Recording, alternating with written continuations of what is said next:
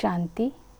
20 सितंबर 2021 की साकार मुरली से होमवर्क। आज हमारा टीचर हमें सिद्धि स्वरूप बनने की शिक्षा दे रहे हैं। हर कर्म नॉलेजफुल होकर करना है और मनसा को पावरफुल बनाना है, तो शुद्ध संकल्पों के ऊपर अटेंशन देना है और संबंध में आते हुए रूहानी प्यार को इमर्ज करना है। और मनुष्य से देवता बनने के लिए हमें वॉइसलेस बनना है, अर्थात फीलिंग प्रूफ बनना है। इस पर अटेंशन देंगे। आज की मुरली में बाबा ने कहा, मैं तुम्हें विश्व का मालिक बनाता हूँ। ऐसा मालिक बना जिसको कोई लूट ना सके। तो भविष्य में स्वर्ग के लायक बनने के लिए मुझे क्या पुरुषार्थ करना है, इसके ऊपर बाबा ने 4 बातों पर अटेंशन दिलवाया। श्रीमत के ऊपर, पवित्रता के ऊपर, साधारणता के ऊपर और याद की मेहनत के ऊपर। अभी हम श्रीमत पर हर कदम पर चलेंगे।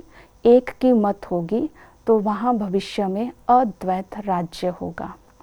पवित्रता के लिए बाबा ने कहा कि देह भान में आने से और अभिमान में आने से अनराइटियस कर्म होते हैं।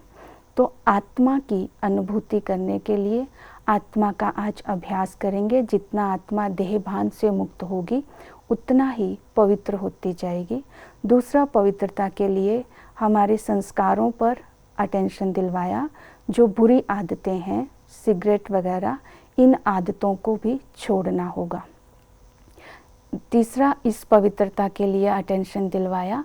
तो पवित्र बनना है तो हमारे हर कर्म जो है वो हमारे सोल कॉन्शियस होकर के करने हैं, तो कर्म श्रेष्ठ होते जाएंगे और आत्मा सतो प्रधान बनती जाएगी।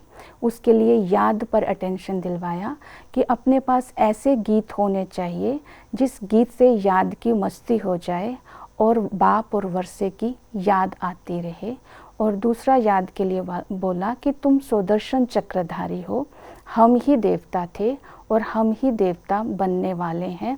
जो स्वयं का दर्शन करेंगे तो अपने अनादि और आदि सत्य स्वरूप को इमर्ज करेंगे, तो हमारा हर कर्म श्रेष्ठ होता जाएगा। इसी तरह फिर बाबा ने कहा कि जैसे ब्रह्मा बाप साधारण है और गुप्त है, तुम्हें भी साधारणता को अपनाना है। तो साधारणता बाहर की सिंप्लिसिटी है, उसके साथ साथ हम सरलता के ऊपर भी अटेंशन देंगे। जितना स्वभाव में सरल होंगे और साधारणता होगी उतना ही हमारा हर कर्म श्रेष्ठ होगा और जो खजाने हैं वो वेस्ट नहीं होंगे। तो सरलता के लिए अटेंशन देंगे। हम अपने स्वभाव में निर्माणता लाएंगे और निर्माणता जितनी होगी, सच्चाई जितनी होगी, सफाई जितनी होगी, उतने ही आत्मा सतो प्रधान बनती जाएगी और स्वर्ग के लायक बनेगी। इसके लिए समेटने की शक्ति अर्थात सार स्वरूप में स्थित रहेंगे। तो इन बातों को आज की मुरली से हम धारणा में लेंगे। ओम शांति।